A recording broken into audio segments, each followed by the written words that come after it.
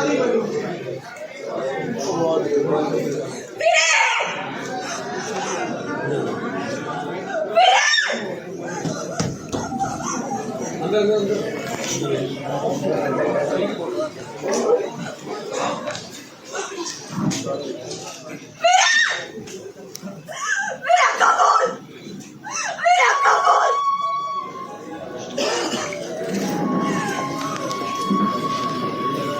वाहेगुरु जी की कसम, अगर इस साल फसल को मुंह भी लगाया तो ये फसल हमारी, ये मिट्टी हमारी, ये धरती हमारी, हमने जन्मा इसे, हमारा खाद डालकर, हमारा पानी डालकर, हमारे लिए, हमारे मुल्क के बच्चों के लिए इसमें जिंदगी थी, हमारे मुल्क के बच्चों की इसमें सांसें थी, हमारे मुल्क के बच्चों की,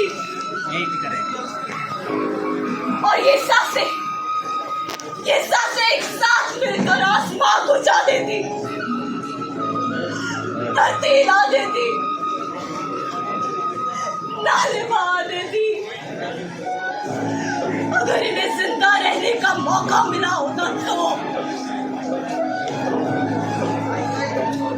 आज मेरे साथ हिंदुस्तान के लाखों करोड़ों लोग वाहेगुरु जी की नगरी अमृतसर की ओर निगाहें ताक कर बैठे होंगे। जब कटी हमारी फसल, चढ़े हमारे खेत, फिर रात हो गई हमारी फिसल, उस चले हमारे बाग में जिसकी मिट्टी आज सुबह मेरे मुल्क के बच्चों के उनके साथ रिस कर रख दी गई।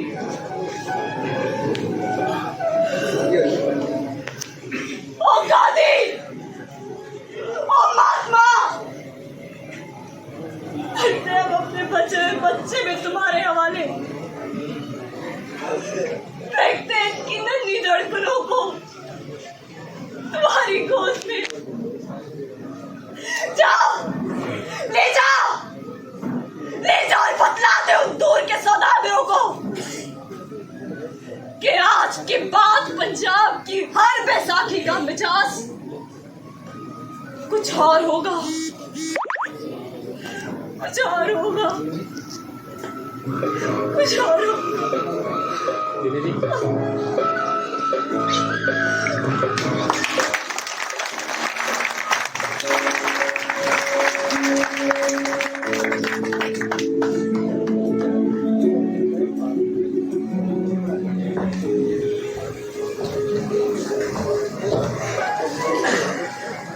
येलो पैम्फलेट पढ़ा क्या किसी ने?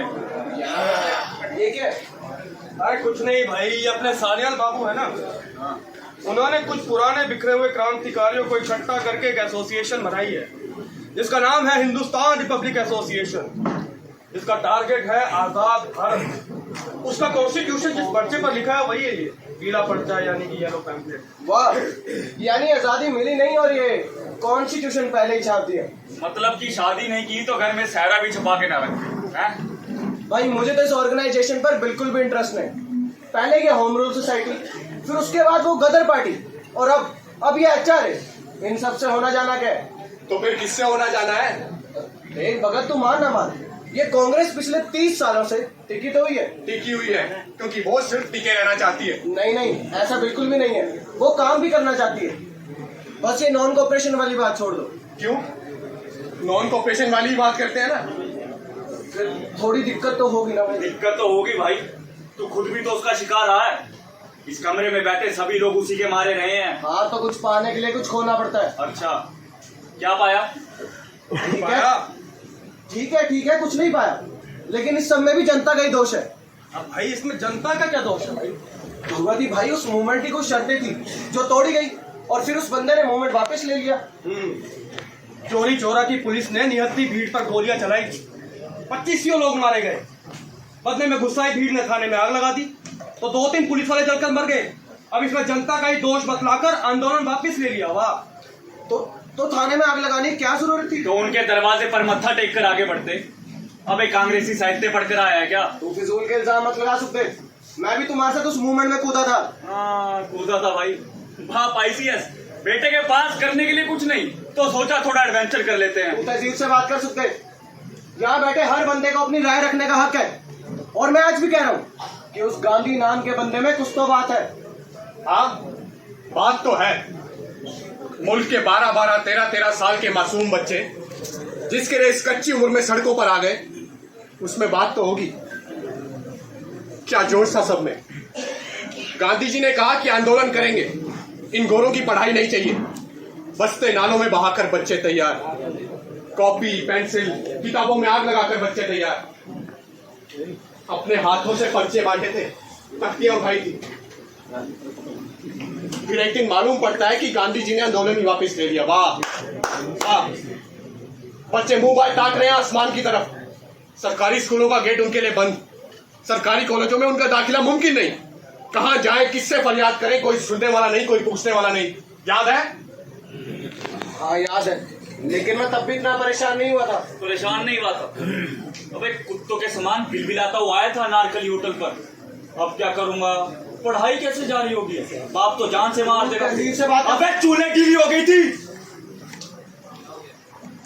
इस कमरे के कम से कम 15 लड़के होंगे वहां उस दिन। पर वो तो साले गनीमत में ना, वक्त रहते लाला लाजपत राय ने नेशनल कॉलेज खुलवा दिया हम जैसों के लिए।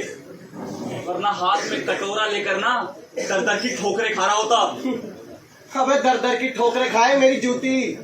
यहाँ बैठे 50 लोगों को अपने घर पर नौकरी दे सकता हूँ, और अगर चाहिए हो ना तो आ जाना। नौकरी देगा? तू नौकरी देगा हमको? अपने आईसीएस की औलाद एडवेंचर करने के लिए क्रांति करते हैं और फिर मजाक उड़ाते हैं दूसरों की भावनाओं का। यार भगत इसे चोरी चोरी के सिपाहियों का मरना याद है? उनका नहीं जो उनकी गोलियों से मारे गए। क्या 3 साल पहले जलियांवाले बाग में जो हुआ था, उन 1500 लोगों को थोड़ी याद रखेगा ये, क्योंकि उसमें इसका माँ बाप भाई बहन कोई नहीं था। भगवती भाई, this is too much. Nothing is too much, nothing is too much. एक बात बता, ये मुल्क के बच्चों के लिए क्या रास्ता छोड़ा तेरे गांधी ने? है कोई जवाब? है कोई जवाब? This is our time, let us pledge our lives to our country.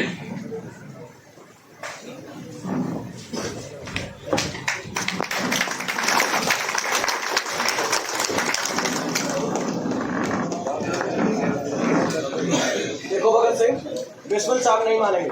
तुम जाओ वापस लाहौर लौट जाओ। देखिए, मुझे उनसे एक बार बात करने मैंने दीजिए। तुम्हें कहा ना, वो नहीं मानेंगे। अभी तक बिस्मिल साहब, हम लोग इन्हें काफी देर से समझा रहे हैं, पर ये जाने का नाम ही नहीं लेते। जी बिस्मिल साहब। क्यों ना चाहते हो अचारे में? जिस वजह से आप लोग हैं।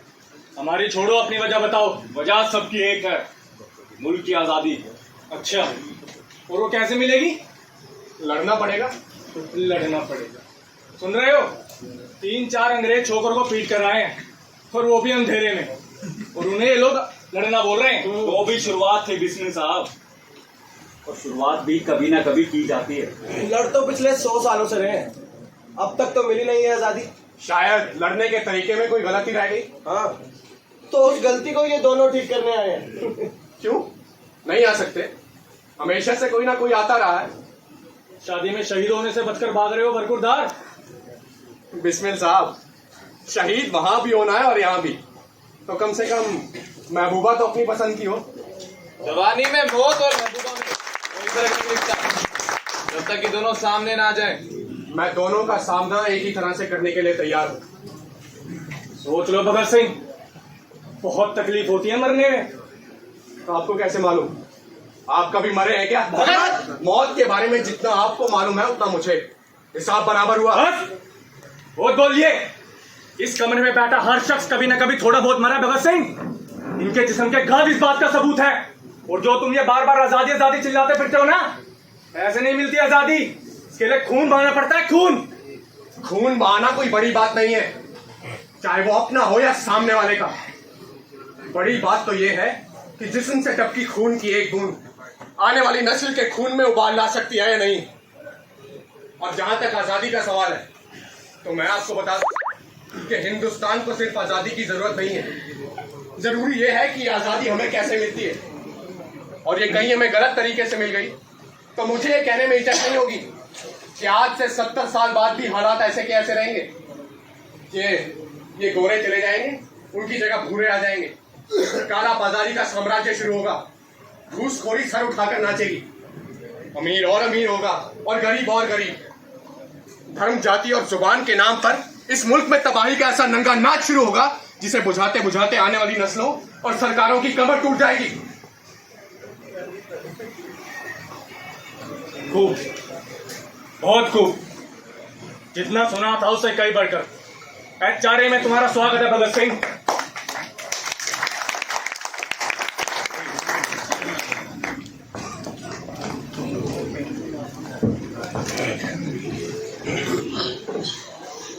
इंसान के लिए इनका इश्क किसी से कम नहीं था, इसलिए इंसान की हत्या करने का तो सवाल ही नहीं उठता।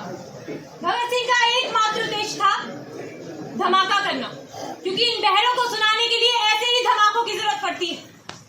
असेंबली कांड करके वो ये बतलाना चाहते थे कि इंसानों की हत्या तो की जा सकती है, लेकिन उनके विचारों की नहीं। भगत सिंह की गिरफ्तारी के बाद उनके साथियों को गिरफ्तार कर लिया गया और उन्हें एक ही जेल में रखा गया, लेकिन जेल में रहकर भी उन्होंने अपने हकों की लड़ाई को जारी रखा।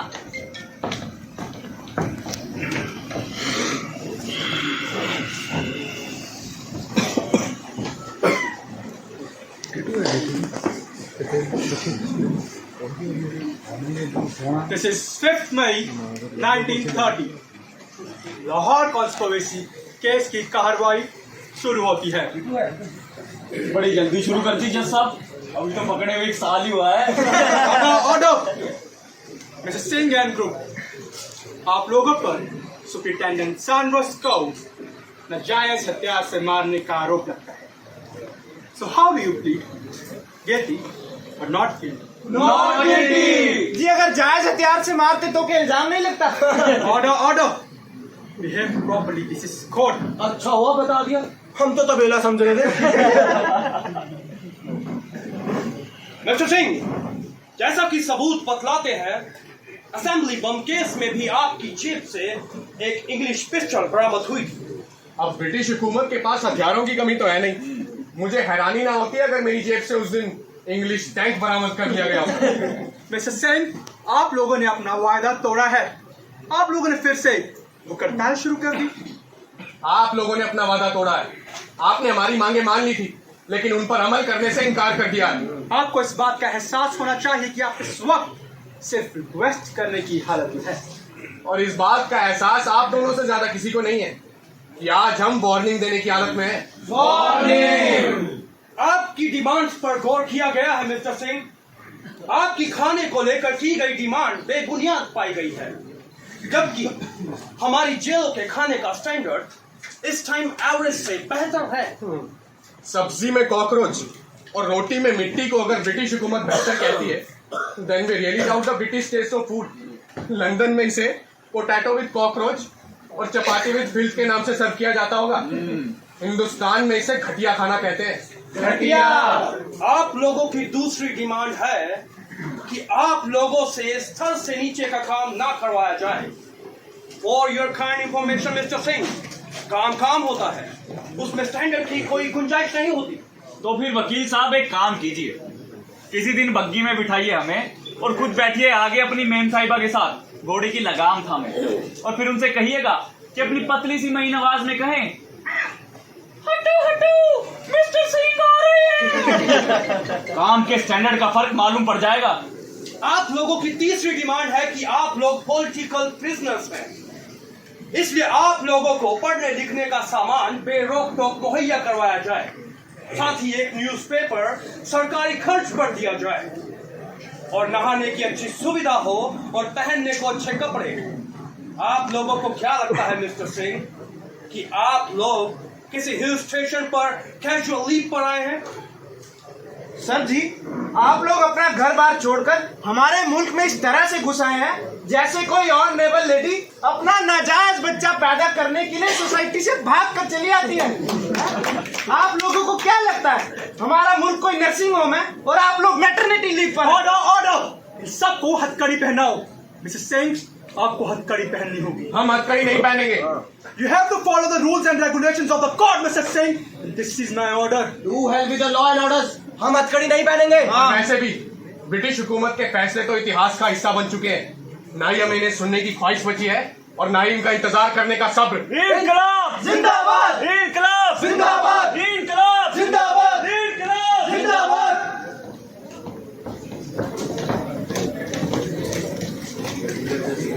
किसको कितनी सजा होगी? वो जज बताएगा आगे क्यों भाई। पर कहाँ रह गया वो? पता नहीं यार। लाइन।